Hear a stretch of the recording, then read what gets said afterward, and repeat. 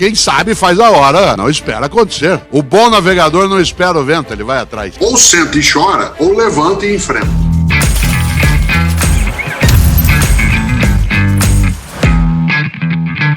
Nós não somos imortais, mas nós podemos ser eternos. E a nossa eternidade, ela se garante na nossa obra, na nossa esperança, no nosso desejo de, como foi aqui lembrado, investir 100% de esforço se houver 1% de chance. Isto é, de não desistirmos. Mesmo não sendo imortal, poder imaginar a eternidade. A eternidade no que se faz, no que se vive, na recusa à falência da esperança, na possibilidade de entender aquilo que nos ajuda a existir de maneira mais plena. Eu, nascido em Londrina, como disse, meu pai, quando eu era criança, ele paulista, já faleceu, ele era gerente de banco. Numa época em que Londrina, todas as estradas eram de terra. E lá no Paraná se usava jipe de capota de lona. Você imagina num calor que eventualmente há naquela região do Paraná, capota de lona. E meu pai chegava em casa todo dia, 6h30 da tarde, era só poeira de cima e embaixo. Só dá para ver o branco do olho dele. Aquele calor infernal, poeira, suado. Em vez de entrar em casa e praguejar, xingar, reclamar, primeira coisa que ele dizia assim: mas olha como Deus gosta de mim, hoje quebrou o jipe na estrada e não estava chovendo. De uma outra vez ele chegava e dizia assim: olha como eu sou abençoado. Olha só, filho, hoje acabou a gasolina do jipe e faltavam só 2 quilômetros para um posto de gasolina. Qual era a perspectiva ali? Não era fingir que os problemas não existiam, mas era não dar a eles uma dimensão que não tem que ser dado. Isto é, quando você olha uma porta, você sabe que ela tem fechadura e maçaneta. É preciso prestar mais atenção na maçaneta do que na fechadura. Embora quem quer abrir uma porta não pode desconsiderar que ela tem uma fechadura. Mas há pessoas que ficam tão obcecadas pela fechadura que não enxergam nunca a maçaneta e aí não abrem o que pode ser aberto.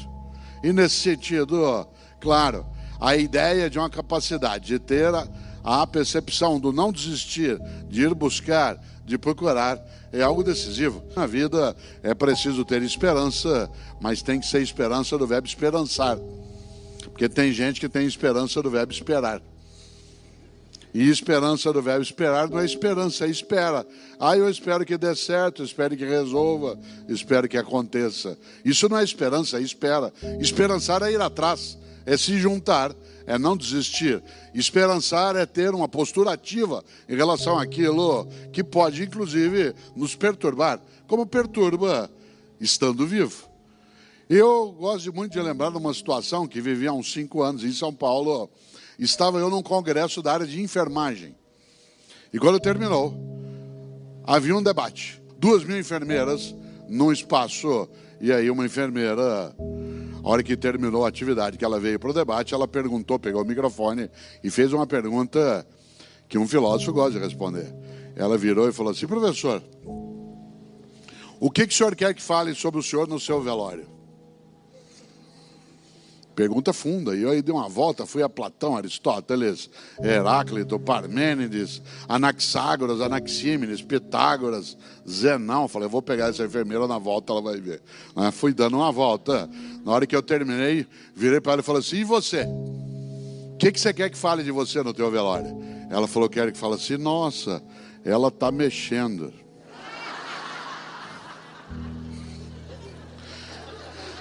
Que é a expressão mais simples, menos sofisticada, sem elaboração teórica e sem abstração.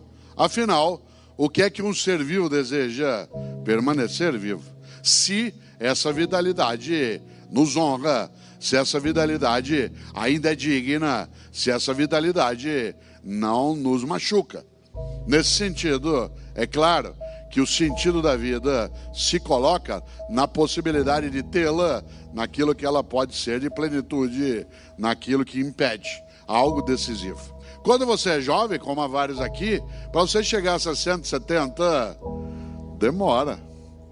Quando você tem 20 anos, alguém de 60 anos já está perto do check-out. Quando você tem mais de 60... Outro dia eu fui renovar meu cartão de crédito, que já estava bem antigo, o cartão de crédito, renovei.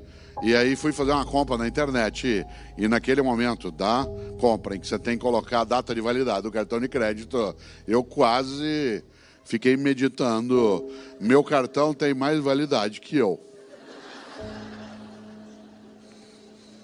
Quando teu cartão tem mais validade que você, é preciso pensar. Minha mãe, 86 anos de idade, domingo retrasado, estava eu caminhando na praça com a minha mulher, aí encontrei com ela, fim de tarde. Ela falou, filho, eu estava agora lá na igreja, sabe o que uma velhinha me falou? Eu falei, mãe, defina a velhinha. A senhora tem 86 anos. Ela falou, deve ter uns 88, por aí. A vida é muito curta para ser pequena. E quando é que você e eu apequenamos a vida? Quando a gente tem uma vida banal, fútil, superficial, inútil, morna, descartável.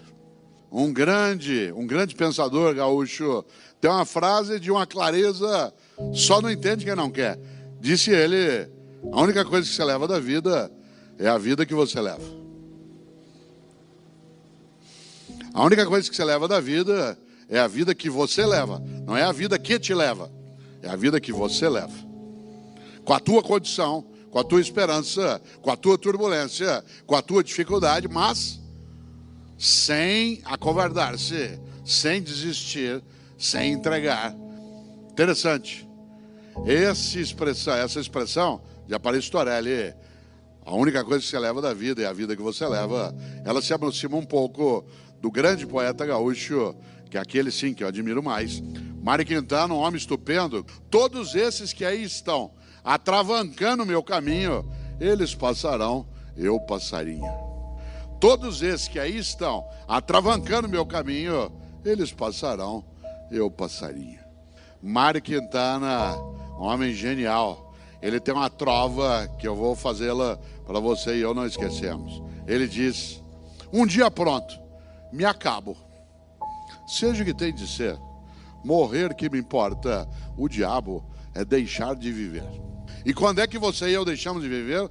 Não quando a gente morre, mas quando a gente vai tendo mortes cotidianas, com a morte da esperança, a morte do afeto. Você deixa de viver quando morre tua capacidade de amorosidade, de solidariedade, de fraternidade.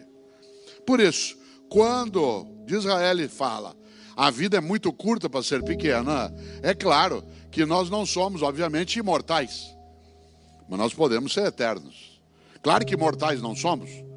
Aliás, vários filósofos pensaram sobre o tema da vida e da morte. Entre eles, Epicuro, que tem a mais expressiva frase sobre isso, dizia ele, eu não temo minha morte por uma razão, nunca vou encontrá-la. Enquanto eu existo, minha morte não existe. Quando ela existe, eu não existo. Então não vou encontrá-la nunca, por que temê-la? Disse, mas isso é só uma frase. Bom, é simbologia. Nós vivemos de simbologias. Ou o de Allen, que disse, eu não tenho medo da morte, eu só não quero estar lá quando isso acontecer. Ou Chico Anísio, que dizia, eu não tenho medo de morrer, eu tenho pena. Claro, o Ariano Suassuna, nosso grande, especial, intelectual, que dizia que chamava a morte de cã, de demônia.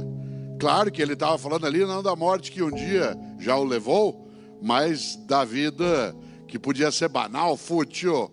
E é claro que Ariano Suassuna continua vivo na sua obra, no seu projeto.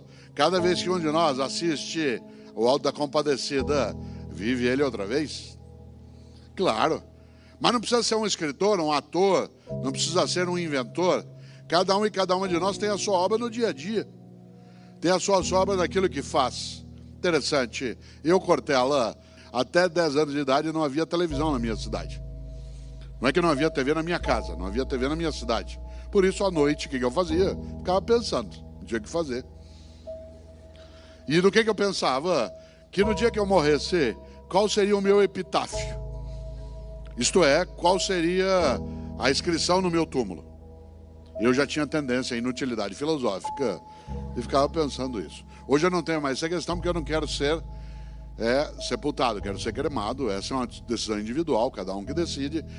Se você observa, um dos sentidos da vida é ser capaz de não descuidar das outras vidas e da própria. Um dos sentidos da vida é cuidar da vida, seja da própria, seja de outras e outros. E nesse sentido, claro, se a gente lembra a necessidade de pensar na obra. E eu imaginava até 10 anos qual seria o meu epitáfio. Um dia eu sosseguei, cheguei ao epitáfio que eu queria. Eu não estou aqui. Se você imagina, a expressão eu não estou aqui é um sinônimo daquilo que aqui é sempre lembrado, de que nós não somos mera materialidade que se encerra com o perecimento de uma biologia. Isto é, algo em nós que persiste. Alguns creem que seja imaterial e outros creem que seja, além da imaterialidade, a própria obra daquilo que fica. Olha que coisa interessante. Quando a gente imagina qual é o impacto que isso carrega, é necessário lembrar de novo. A vida é muito curta para ser pequena. E quando é que você e eu apequenamos a vida? Quando a gente tem uma vida banal, fútil, inútil, superficial.